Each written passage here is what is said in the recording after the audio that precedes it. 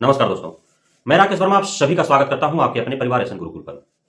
साथियों, आप सभी को यह जानकर हैरान होगी कि महज 4-5 महीना पूर्व जिन कंप्यूटर शिक्षकों का बहाली किया गया शिक्षा विभाग के द्वारा, उन्हें अब 31 मार्च 2024 से पूर्व निकाल बाहर करने का उसी शिक्षा विभाग के द्वारा आदेश जारी कर दिए गए हैं।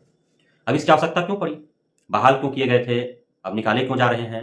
किन्हें बहाल किया गया था? कैसे बहाल हुए थे? इन सारी बातों पर हम चर्चा करेंगे। साथियों, आप सभी को ज्ञात है कि जब से एससीएस के पाठक शिक्षा विभाग में अपना कदम रखे हैं, उसके बाद से नए-नए कार्य किए जा रहे हैं और उन्हीं एससीएस के पाठक के दिमाग का उपज आउटसोर्सिंग एजेंसीज के माध्यम से विभिन्न पदों पर भर्तियां की गई बेरोजगार युवाओं को। वो जो आउटसोर्सिंग एजेंसी से जो भर्तियां हुई, उसमें कई पदों पर भर्तियां हुई। आईसीटी इंस्ट्रक्टर के रूप में भर्ती हुई, बीपीएम, डीपीएम, बीआरपी, प्रचारिका, रात्रि प्रहरी, उसके बाद सफाई कर्मी, इन सारे पदों पर जो है बहाली हुई शिक्षा विभाग में विभिन्न विद्यालयों और कॉलेजों में। इस वीडियो में हम बात करेंगे कंप्यूटर इंस्ट्रक्टर के बारे में। साथियों, आप सभी को ज्ञात है कि बीपीएससी टीआरई 1 और टीआरई 2 के माध्यम से भी बड़ी संख्या में कंप्यूटर टीचर की बहाली हुई है। आईसीटी इंस्ट्रक्टर की बहाली भी उसी दरमियान हुई जिस समय बीपीएससी टीआरई के माध्यम से कंप्यूटर टीचरों की बहाली हो रही थी। इसका मतलब साफ था कि शिक्षा विभाग जानबूझ करके और कुछ युवाओं के भविष्य के साथ खिलवाड़ किया है, जिस हेतु इसमें संलिप्त अधिकारी प्राधिकारी गणों पर उचित कार्रवाई होनी चाहिए। जब शिक्षा विभाग जान रही थी, जब शिक्षा विभाग के अधिकारीगण जान रहे थे कि टीआरई के माध्यम से कंप्यूटर के टीचरों की वैकेंसी हो ही रही है, तो फिर आउटसोर्सिंग एजेंसीज के माध्यम से बहाली करवाने की क्या आवश्यकता थी? यह जो बहालियां हुई हैं, जितने भी मैंने नाम लिया अलग अलग पदों पर जो बहालियां हुई आउटसोर्सिंग एजेंसी के माध्यम से, उसमें कौन से खेल खेले गए हैं आप सभी उसे अपरिचित नहीं है, अनभिज्ञ नहीं है, सबको ज्ञात है। जितना पद का ओहदा उसी अनुसार उसमें खेल भी खेले गए, आप सभी को पता है।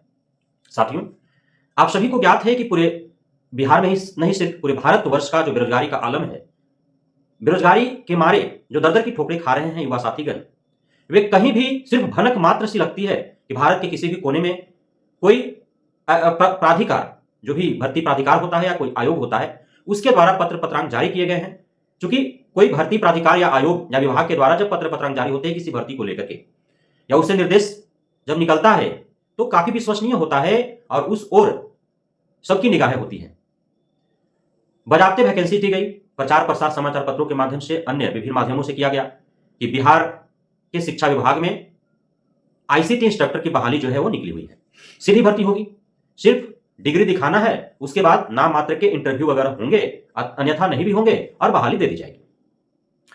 अब इसमें जो क्वालिफिकेशन तय किया गया, कोई भी ऐसा व्यक्ति जो ग्रेजुएशन या पोस्ट ग्रेजुएशन कर रखा था और उसके साथ उसका एडिशनल क्वालिफिकेशन यदि है कंप्यूटर साइंस या कंप्यूटर के क्षेत्र में साल या 2 साल का, तो वह आईसीटी इंस्ट्रक्टर बन सकता है।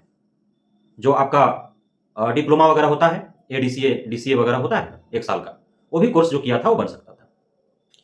साथ ही जो बीटेक किए हैं, बीएड किए हैं, बीएससीआईटी किए हैं, बीसीए किए हैं, एमसीए किए हैं, उन लोगों के लिए तो रास्ता साफ था ही बनने के लिए। अब वैसे युवा जिनका पैरवी, पहुंच और पैसा तीनों है जिसके पास, लेकिन डिग्री नहीं था, उनके पास सिर्फ ग्रेजुएशन और पोस्ट ग्रेजुएशन वो कर रखे थे। तो अब आप सभी को ज्ञात है, इसके लिए कोई साक्ष्य देने की आवश्यकता नहीं है हमें, क्योंकि प्रत्यक्षम किम प्रमाणम, प्रत्यक्ष के लिए प्रमाण की आवश्यकता नहीं होती है। आप सभी उसके साक्षी हैं कि किस प्रकार से भारत के अंदर डिग्रियां बांटी जाती है, पैसों के दम पर बैक डेट में डिग्रियां खरीदी जाती है। जहां कभी वैकेंसीज होता है, जो भी योग्यता अर्हता तय किए जाते हैं, संबंधित जो भी उस नौकरी को पाने के लायक होते हैं, वे डिग्रियां खरीदने के लिए आतुर हो जाते हैं और इसी में काफी लोग जो है वो दलालों के चंगुल में इस तरफ फंस जाते हैं, उनके जीवन भी बर्बाद हो जाता है। खैर, आउटसोर्सिंग एजेंसी से जब बहाली होती है तो उसमें डिग्रियों का जांच बड़े स्तर से नहीं होता है, जिस प्रकार सरकारी विभागों के द्वारा जांच किए जाते हैं। जैसे टीआरई के जरिए जो शिक्षक बहाल हुए हैं उनका जो जांच चल रहा है, उस प्रकार आउटसोर्सिंग एजेंसियों से के द्वारा जो बहाली होती है उसमें जांच नहीं होती, तो चल जाता है। साथ ही जो है उस प्रकार के जो लोग घुसते हैं तो कई लाख रुपए का डील होता है उसमें, और उस आधार पर जो है लेन देन धांधली सेटिंग के जरिए वो काफी लोग जो है उसमें प्रवेश पाते हैं, क्योंकि वैकेंसी कम होती है ना। आईसीटी इंस्ट्रक्टर की यदि बात किया जाए तो पूरे एक जिला में 5 ही विद्यालय उस समय जो है चयनित किए गए थे, और जो भी विद्यालय चयनित किया गया था वहां 9वीं से 12वीं तक के बच्चों को कंप्यूटर का शिक्षा प्रदान करना था। अब उस हेतु जो है कंप्यूटर इंस्ट्रक्टर की आवश्यकता थी और बहाल किए गए। अब देखिए कि खेला क्या हो रहा है। जो शिक्षा विभाग पत्र निर्गत करके आज से 4 माह पूर्व भर्ती निकलवाती है, आउटसोर्सिंग एजेंसीज को जिम्मेदारी सौंपती है। लगभग 13 आउटसोर्सिंग एजेंसी जो है वो इसका ठेका लेते हैं, बहाल करने का उन्हें जिम्मेदारी दी जाती है।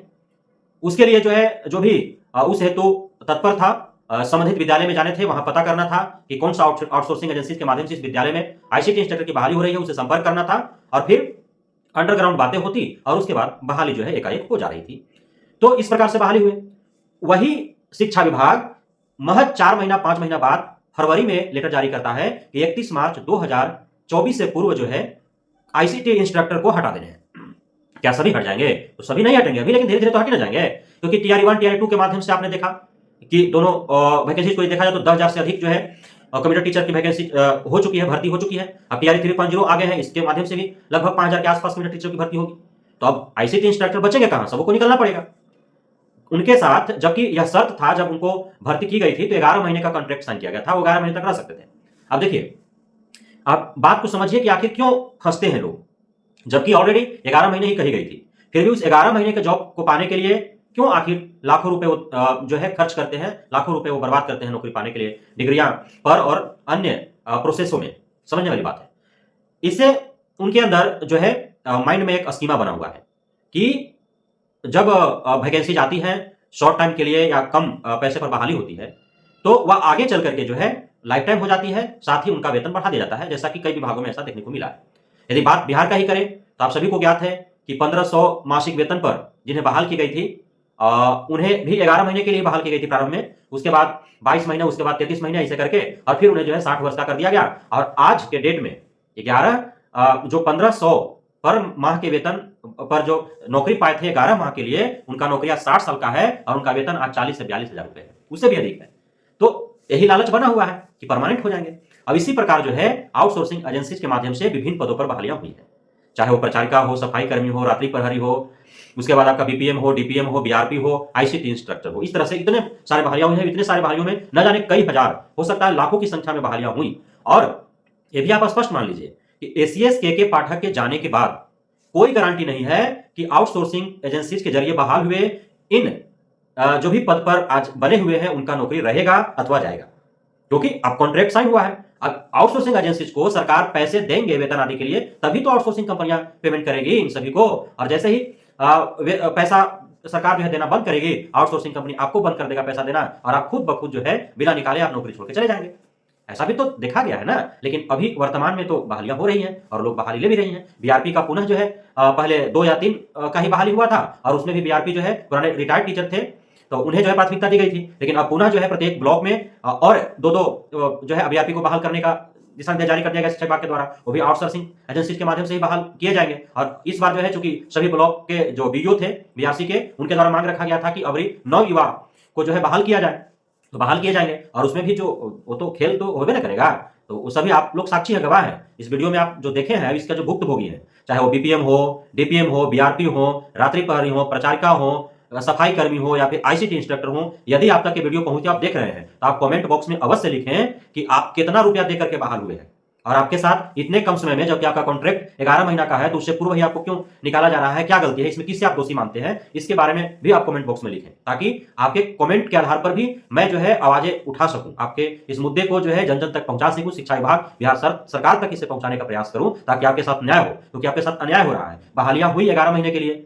तो फिर बीच में ही क्यों जो है आपको निकाल देने का आदेश जारी किया जा रहा है, तो अन्याय आपके साथ। तो इस अन्याय के विरुद्ध आवाजें बुलंद कर सके, आपका हम साथी बन सके, तो इस हेतु आप कमेंट बॉक्स में अवश्य लिखें कि किस प्रकार से आपकी बहाली हुई है। क्योंकि सबको ये जग जाहिर है कैसे बहालियां हुई है, लेकिन आपसे हम जानना चाहते हैं कि किस प्रकार से बहालियां हुई है। हो सकता है आप में से बहुत ऐसे होंगे जिनको यूं ही बहाली हो गए हो, लेकिन बहुत है जो भुक्तभोगी हैं।